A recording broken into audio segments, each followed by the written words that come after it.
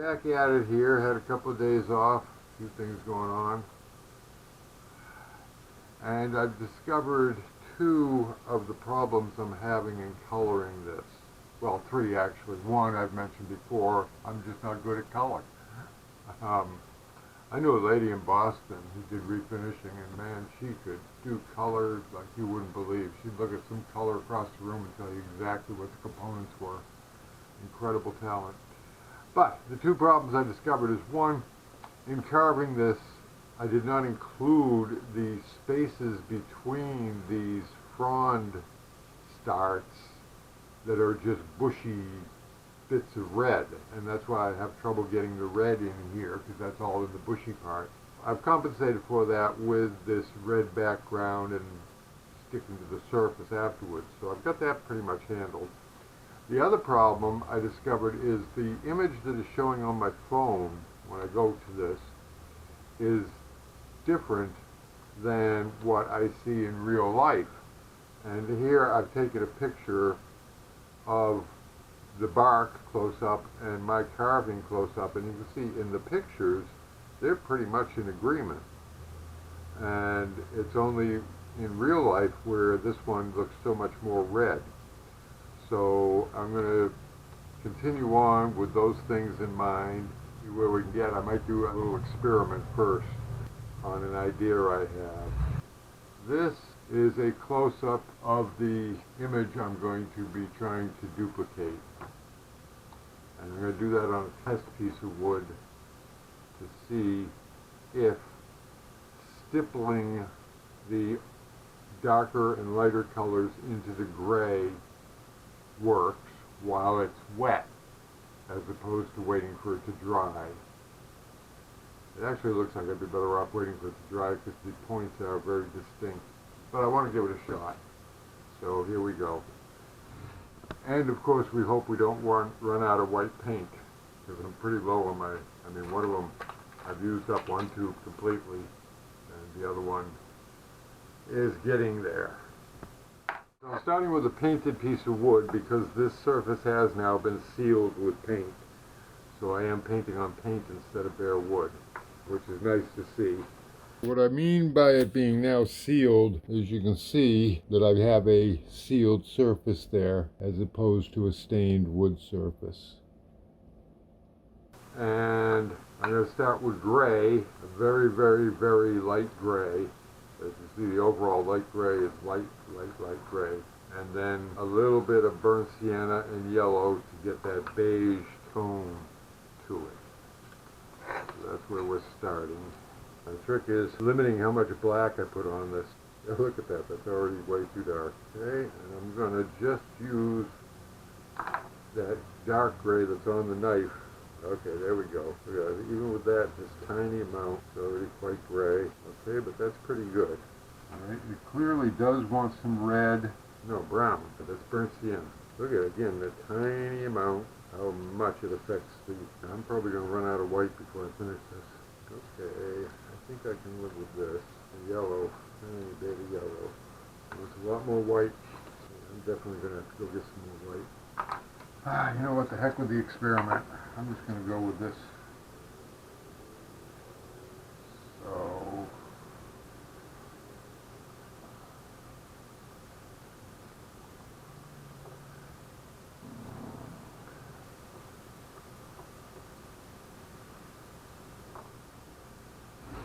Okay, that might be okay. Yeah.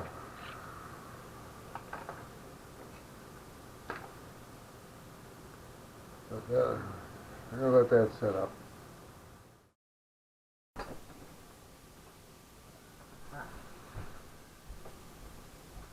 Okay, I have white. Lots of it. And I have peeps, because you always got to have peeps. But now I got to go finish up a job I was doing outside. So I'll be back in a bit when this dries more. That's going to dry more. Well, that break went a lot longer than I expected. It's now almost 10 o'clock.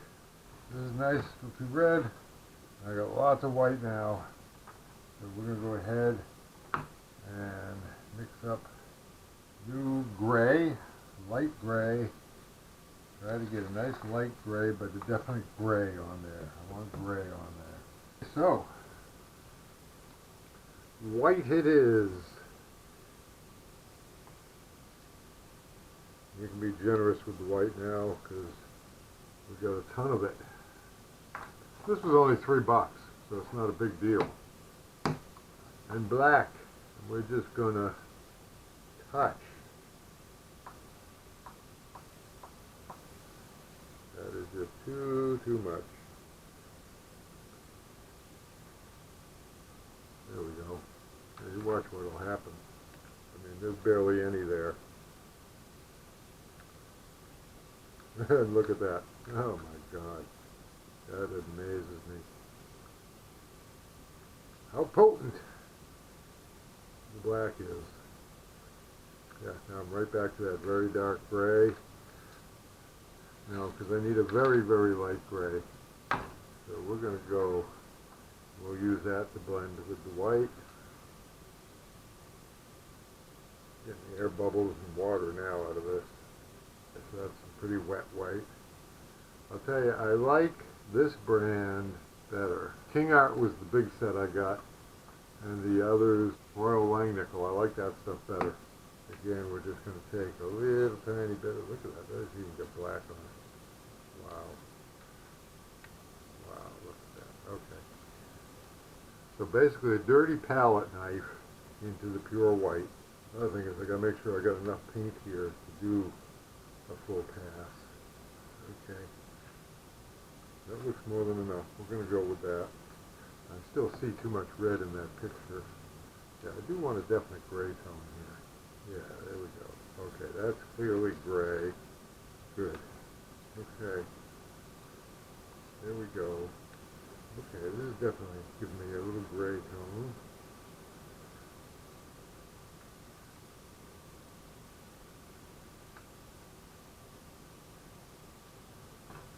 There's nothing but gray.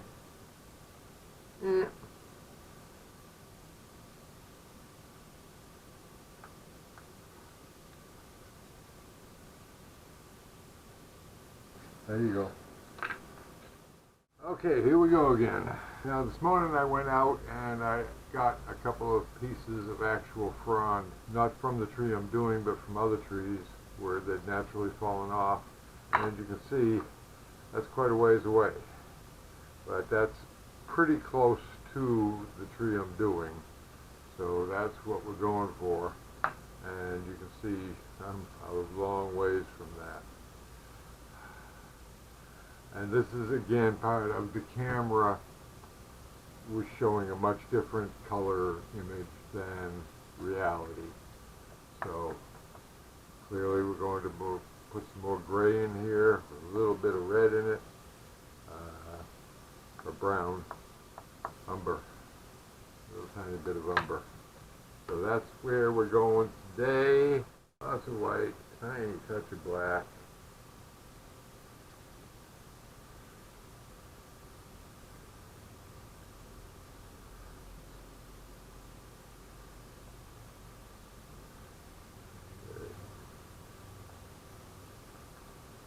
Not bad.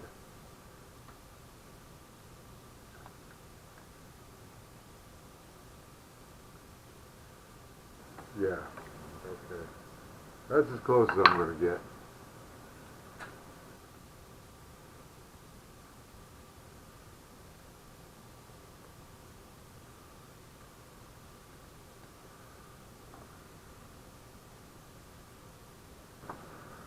Bingo. That's it, folks. Wasted a lot of paint. Maybe I'm going to use for some gray. Wow, there we go. Now what I do want to do is put a lot of this onto here so I can test my stippling on something.